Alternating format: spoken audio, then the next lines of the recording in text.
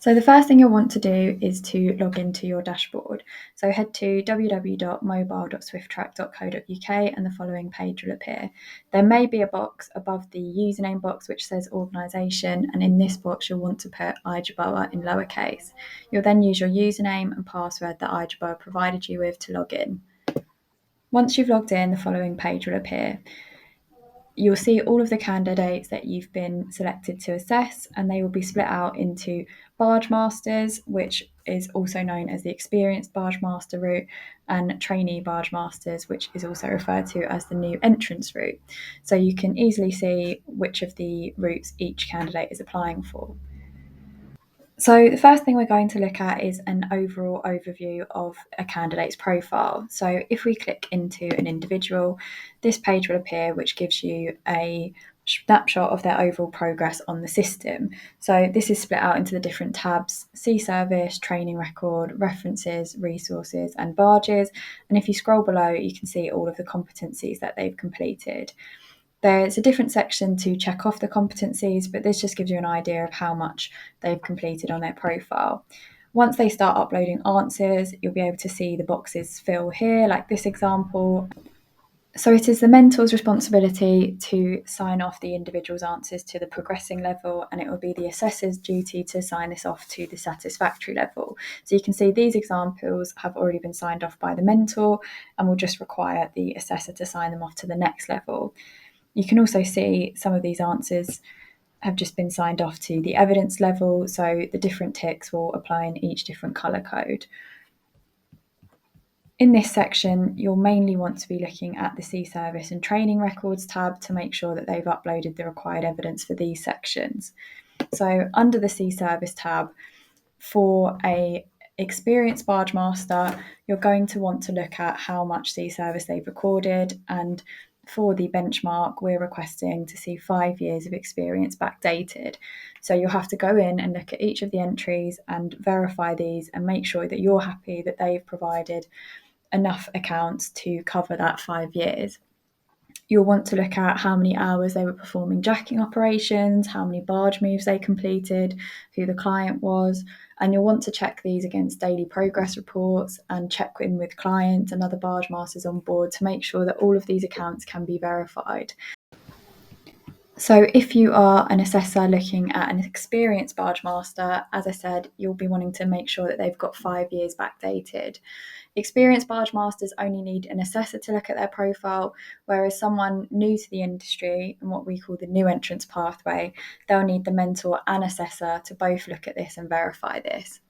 So if you're looking at a new entrants C service, you'll want to make sure that they've recorded at least 250 hours of operating experience, or an equivalent of 50 barge moves. So, for example, if we scroll down, we can see on this particular project, this individual has recorded 20 hours of jacking operations. Again, you'll want to check with the daily progress reports and check in with the clients and other individuals on board to make sure that this is an accurate account. iJaboa's Barge Master Review Committee will check in with the mentor and assessor and make sure that they have fully verified these accounts to make sure that the experience recorded is accurate. So it's important to do thorough checks of this to make sure it is accurate. The next tab that we're going to look at is the Training Records tab. So in this tab, you'll want to make sure that the individual for both pathways, either the new entrance pathway or the experienced barge master pathway, that they've recorded either full STCW certificates or full GWO. So you can have a look at the certificates by clicking on the image, and then if you're happy, tick this off to make sure that this is recorded on the system. So simply tick the box and it will turn green. So now we're going to go back to the dashboard and have a look at the competencies to sign off. So to access this section, you want to select competencies, and you'll see the different sections that you can click into and the different criteria that the individual needs to upload evidence against.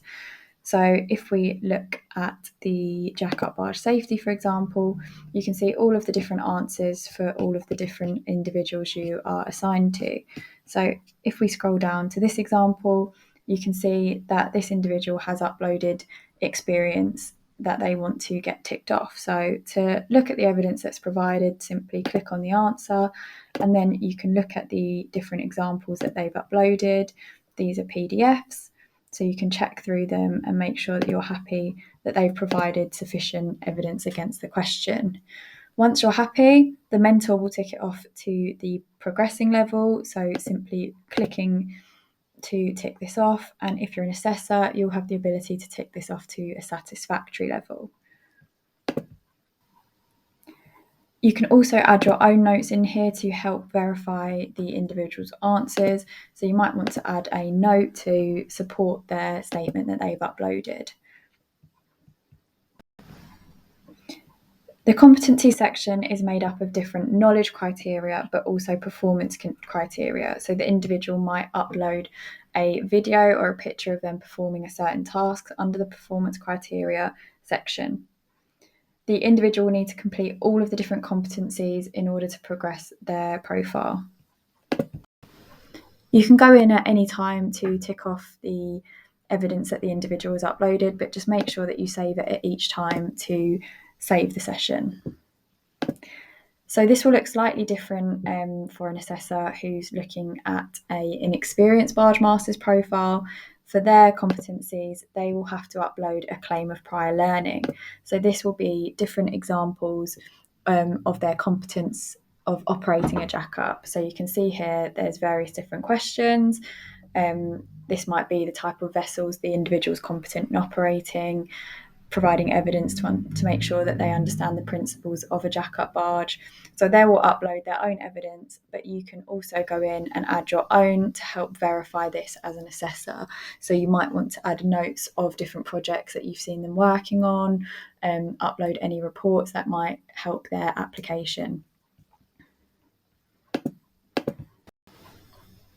So the main things that you'll want to look for as a mentor and assessor in signing off a candidate is for either the new entrants or experienced Barge Master route that they've uploaded the necessary amount of sea service. So again, for new entrants, this would be 250 operating hours or an equivalent of 50 barge moves.